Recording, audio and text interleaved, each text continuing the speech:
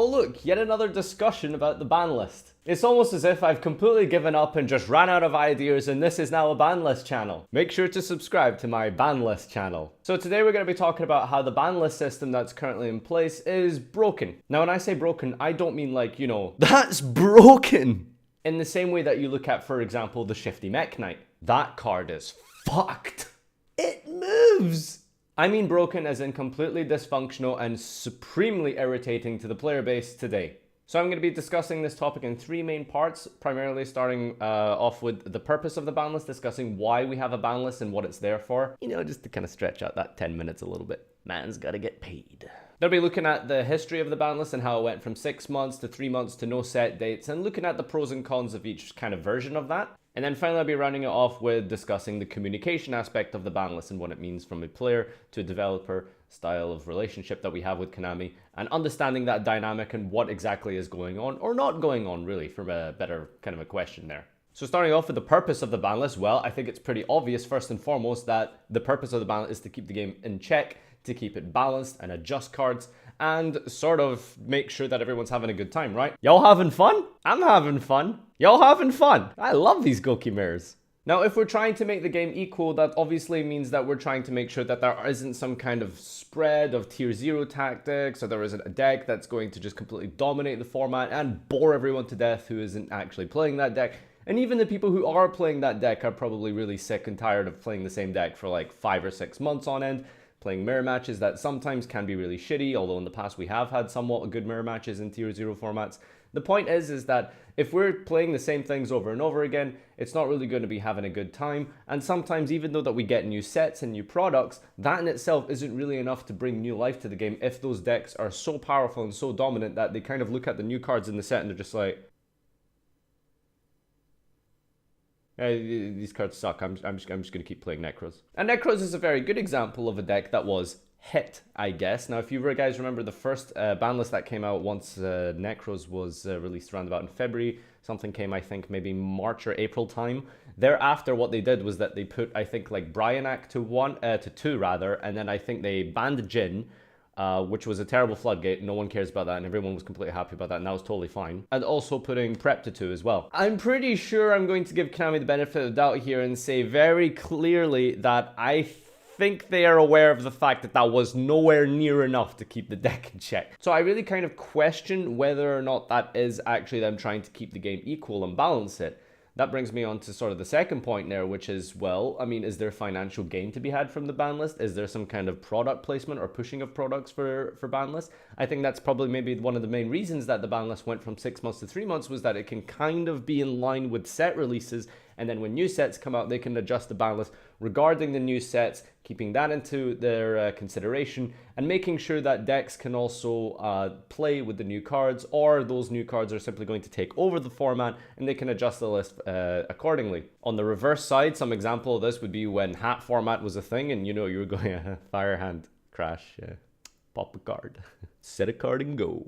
When that was the best play, I don't think Konami really needed to adjust much when, for example, Duelist Alliance was coming out and you had full power Shaddoll with 3 Soul Charge, 3 Super Poly, and then 3 Scarm, 3 Graph, 3 Seer, that one. Yeah, I'm pretty sure that the Firehand Crash set pass is like fine. We don't need to hit that.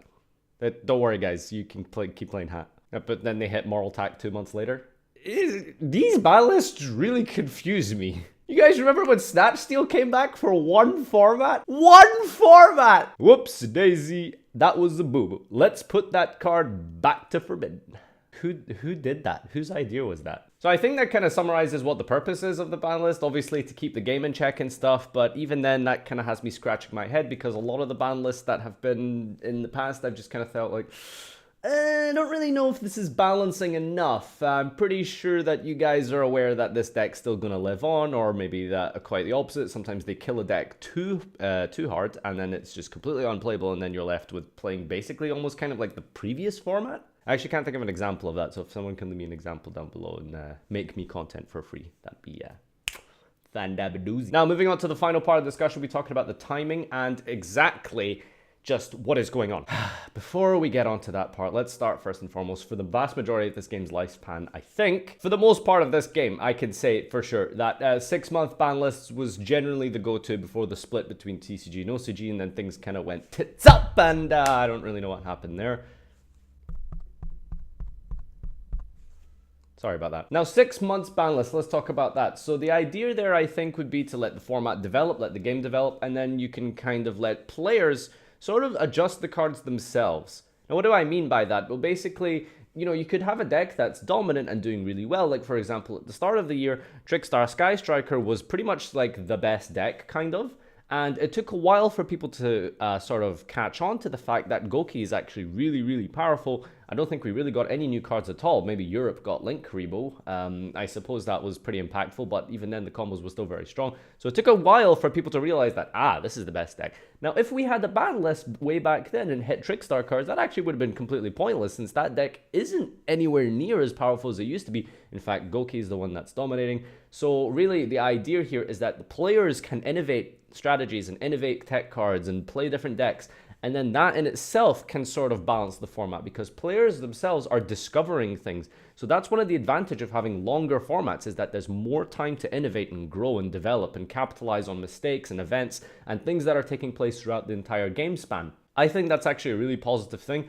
However, on the flip side, you could argue that, well, sometimes formats do kind of get solved fairly quickly. Players nowadays with social media, YouTube deck profiles, make sure you send in your profile to me, huh? Make me content for free. Smiley face.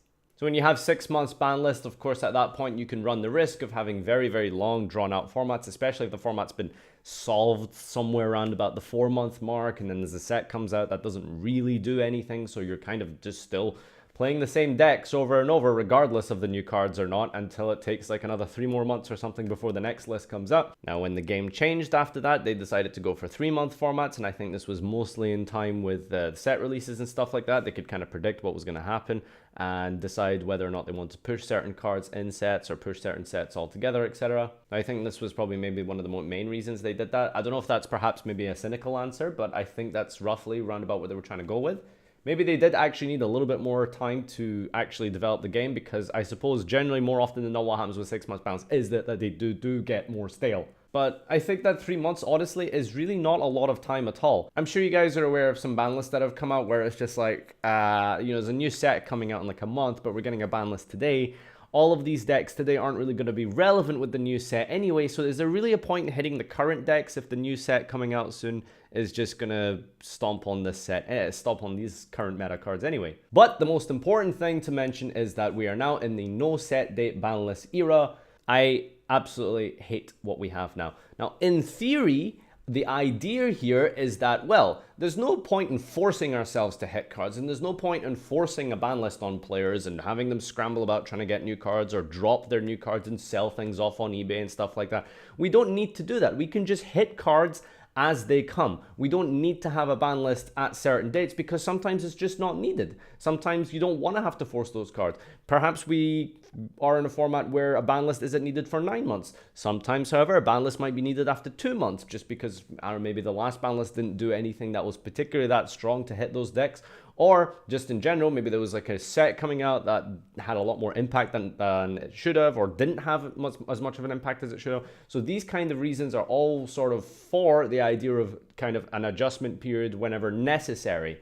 I think in theory, and this is a very key point here, theoretically, that's actually very good, and I think that's ideal, rather than having any kind of set date where you have to force these hits just for the sake of hitting cards. I mean, you don't really want to be in a situation where Konami hits cards just for the sake of hitting cards. The problem, however, is that we don't have any sort of communication with Konami. That's kind of the main thing that I wanted to talk about. There is no communication. There is absolutely no sort of, you know, it's been a while, guys. I understand that you guys are probably expecting a ban list now. It's been 5 months, but we're probably going to hold off for like 2 more events, something like that. You know, we have one of the most important events ever in history coming up, the 200th YCS, 3 events at one time. That's absolutely crazy. That's insane. I think that is literally like 2 weeks away, and we have had no communication whatsoever. There has been nothing at all has been said whatsoever with regard to the 200th YCS coming up. They haven't said, you know, okay, fine, we'll use this ban list, but there'll be a ban list after that, or this list will be relevant for this one, or we're going to have a list come out before the 200th and then you guys can start testing. That's so problematic. That is absolutely disgraceful, and it is completely unfair and uncalled for to have players for such an important event in Yu-Gi-Oh! To just be completely shut out in the dark and not be told anything whatsoever about what's going to happen with this list. Are we going to play this for the 200th? It's looking likely that we're going to be playing the current format for the 200th, and my God, what a tragedy. What an absolute tragedy that's going to be, having to play this format for something as big and as prestigious as the 200th YCS. I am absolutely not going to enter the event at all if it's going to be in this format. I am not going to invest in a deck for this dying, dead, shitty format. I have no plans whatsoever to play in that event, but I'll go simply because my friends are there. I want to meet people. I want to do event coverage. I want to live stream and stuff like that. That'll be fun from a content creator kind of perspective. But, you know, not everyone likes to wear a dumb hat and talk into a camera, do they? Well, for me personally, that's kind of an exception. That's why I'm going. But if I was just a regular duelist, honestly, I just straight up just wouldn't go. Like, what's the point? I don't want to play this format. I hate this format.